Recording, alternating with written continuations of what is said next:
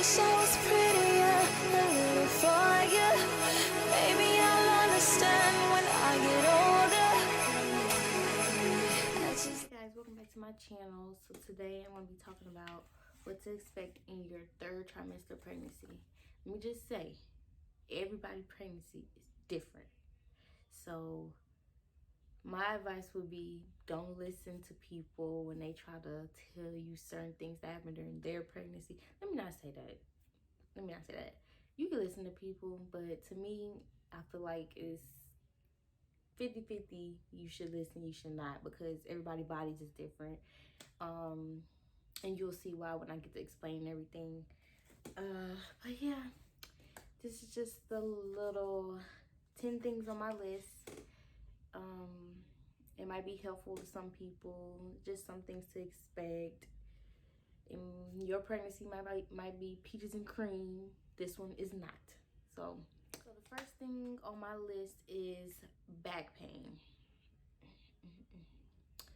Back pains, it seems like once I hit my third trimester, everything just started. My first and second trimester, I didn't have swelling, back pain, morning sickness, no issues at all. Like healthy pregnancy, healthy pregnancy. Like nothing was ever wrong with me. Once I hit the third trimester, everything just switched overnight. The back pains is something that I can deal with, but it's constant all day, every day. I noticed with my back pain, it's harder to sleep at night. A lot of people get the pregnancy pillow. I did not get one of those just because I felt like I wasn't gonna need one. Like I said, I was so good until this third trimester. So once the third trimester hit, I was like, well, it's too late now. I might as well not even get one. I'm getting ready to give birth anyways. So back pains. One thing that does help is massages. Just an easy circle massage like this on the bottom of your back. Get your boyfriend, mama, granny, cousin, anybody to do it. And it's gonna feel good at that moment, but it's gonna come right back. Second thing on my list is constant urination. Really my whole pregnancy, I peed a lot, but this third trimester, especially at nighttime, like I feel like I don't even get sleep at night no more. I get up to pee at least 5 times out the night, literally. Like it seems like every 30 minutes, I'm just getting up to pee. Even if I don't drink nothing, I'm just up because my baby's on my bladder. I am 37 weeks pregnant, so she is head down, constantly on my bladder. It got to the point where sometimes my eyes will still be closed while I'm walking to the restroom. Like that's how much I do it. I'll be half asleep. And then right afterwards, get right back in bed, fall asleep, next 20, 30 minutes, up again. So that's another thing. A lot of people experience that during their first and second trimester, I guess. That's what I didn't heard before. But that really happened my third trimester. So be ready to pee a lot. While I'm on constant urination during night, I can get into sleep. I get no sleep. And it's so weird because it really depends on your baby. My baby is more of a during the daytime, she's sleep, like no movements in my stomach at all.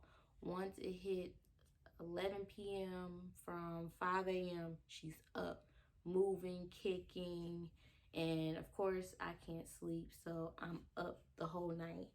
So it just depends on your baby and how they are inside your stomach. But one thing about it, I don't get no sleep at night, but it seems as though during the daytime I can take 1,000 naps. I don't know if I'm the only person that does that, but 1,000 naps a day. And I try to tell myself, like, I don't want to go to sleep. I tell my boyfriend, don't let me go to sleep, please. Like, don't let me go to sleep. And he's like, you don't get no sleep at night, just go to sleep. So I'll just take my naps, and then thinking that maybe I won't be up at night, but same thing every night. So. Now this one, I don't know, a lot of people are probably gonna say this was their whole pregnancy, but now that I'm in my 3rd trimester, I'm hungry every 5 minutes.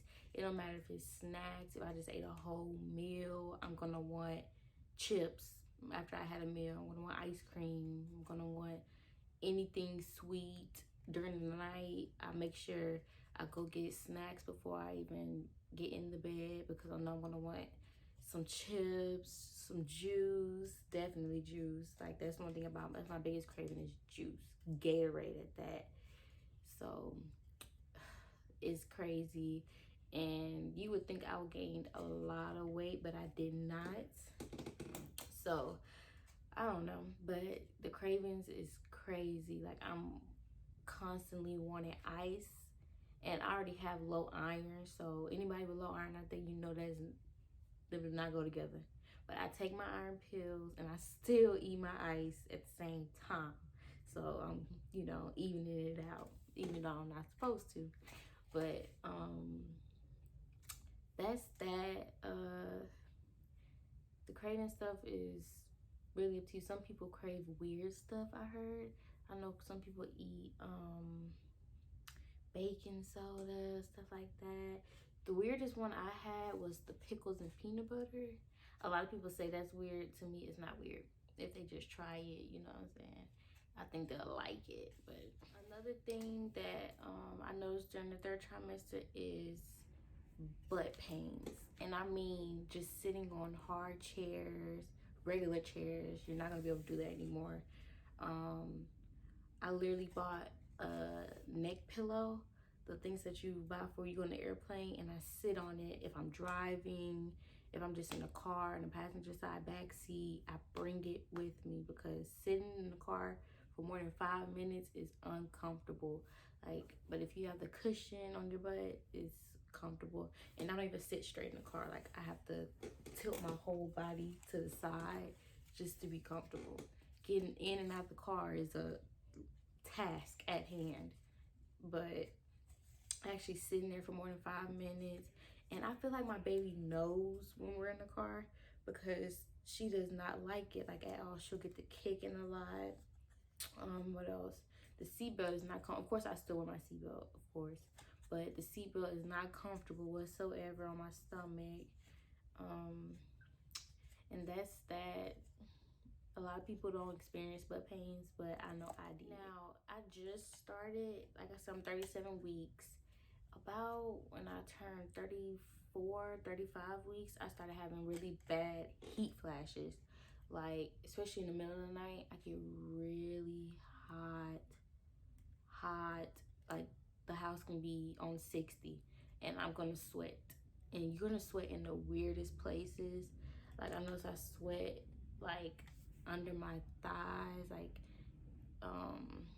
under my knees, right here in the crease of my arm. It could be anywhere, and it just makes you, like, you just be confused, like, why am I sweating and it's freezing in the house?